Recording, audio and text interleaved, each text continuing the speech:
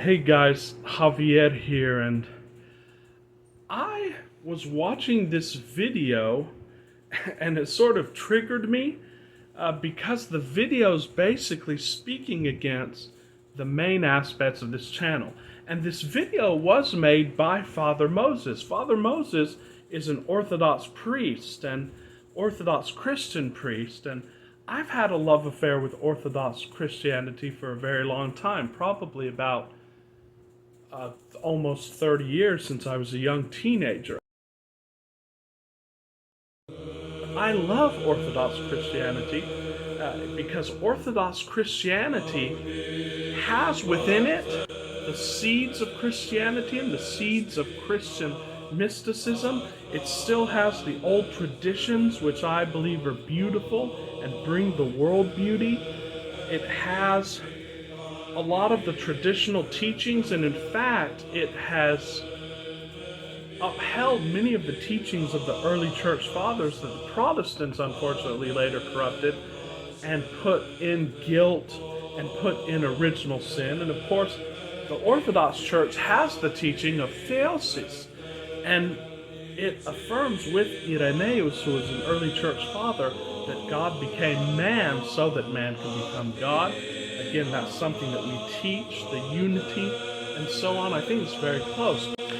In fact, many of the great mystics and intelligent people and business people, indeed, Boris Berezovsky, whose work forms a lot of the principles of our channel, became Orthodox Christian because they found in Orthodoxy, maybe not necessarily the institutional church, but they found within the corpus of Orthodox tradition those keys that basically opens to them, shall we say, the gardens of inner life and the gardens of Christian mysticism. There's such a rich panoply of spiritual nourishment in the Orthodox tradition, and we can't emphasize that enough here on this channel. While I may not officially belong to the church, I have great respect for the traditions of Orthodoxy, everything from the iconography to the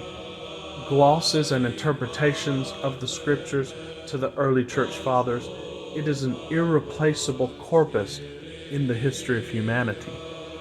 But there are also aspects of people who proclaim orthodoxy that sort of try to tear down the human being, and it seems that way to me. And of course, I'm probably not understanding it. Basically, I'm making this commentary to try to understand.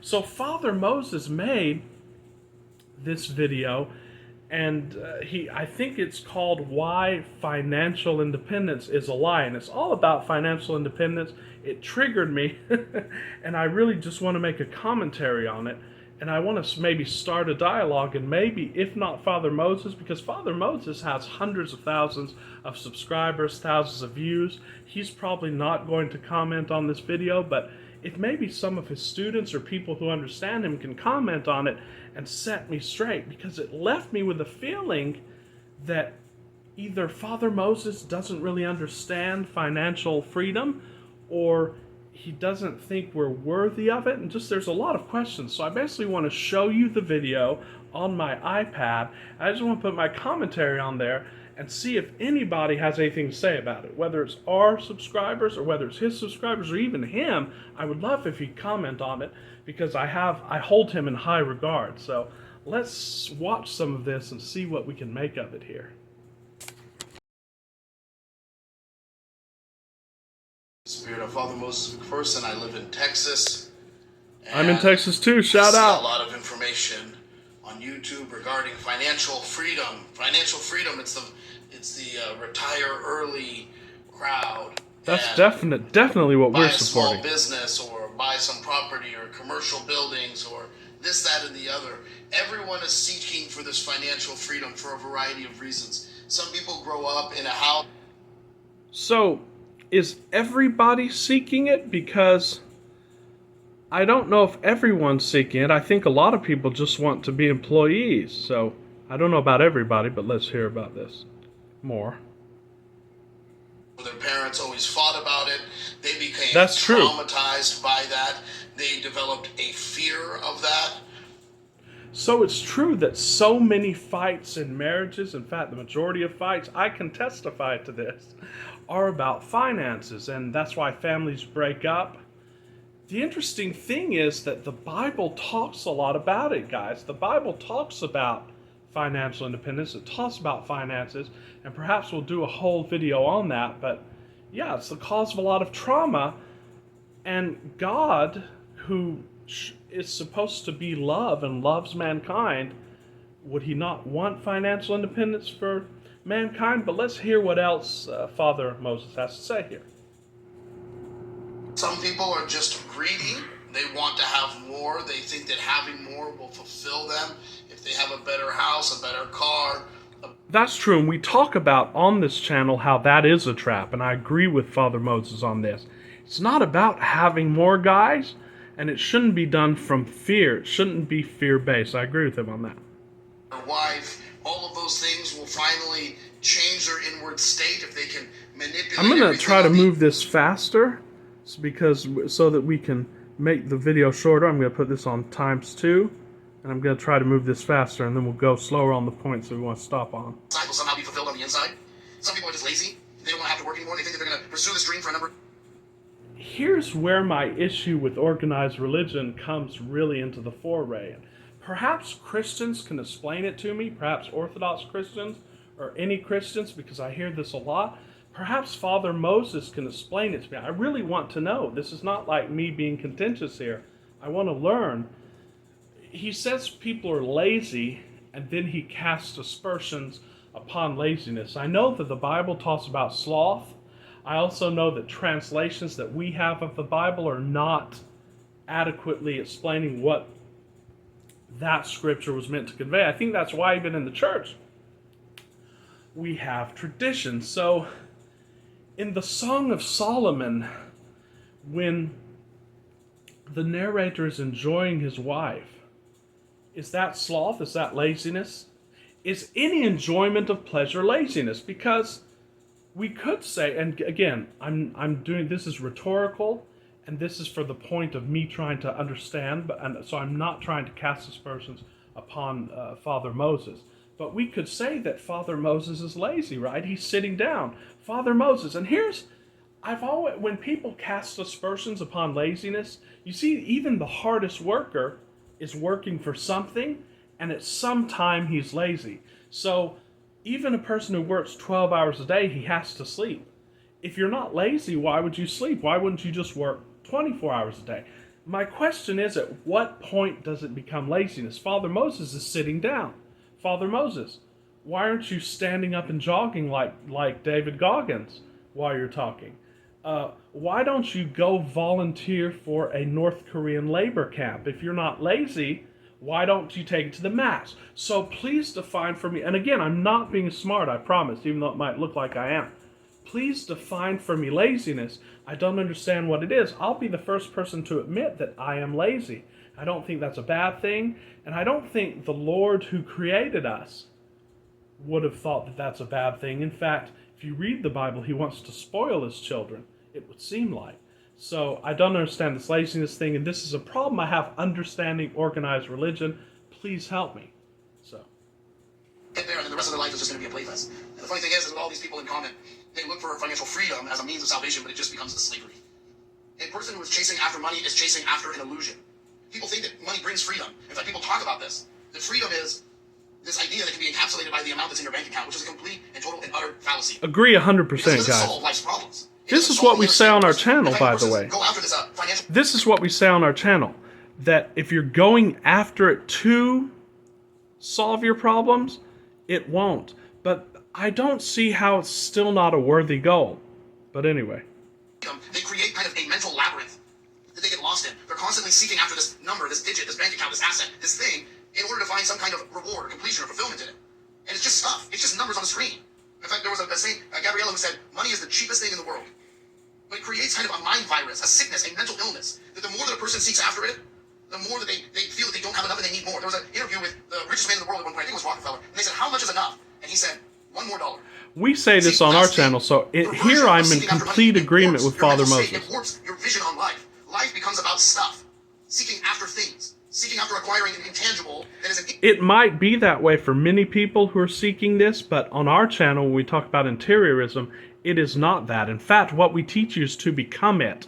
But it seems to me that he was speaking of the end of financial freedom in itself, without all of these other factors added into it, as evil. I'm not sure, but let's keep listening. Intangible, not an external intangible, not an external tangible. People are looking after grabbing stuff to make them feel whole or fulfilled, or they're grabbing stuff to alleviate the fear inside of them. But they're not actually addressing the inner illness. See, they're trying to live life and find their security in money, not in God.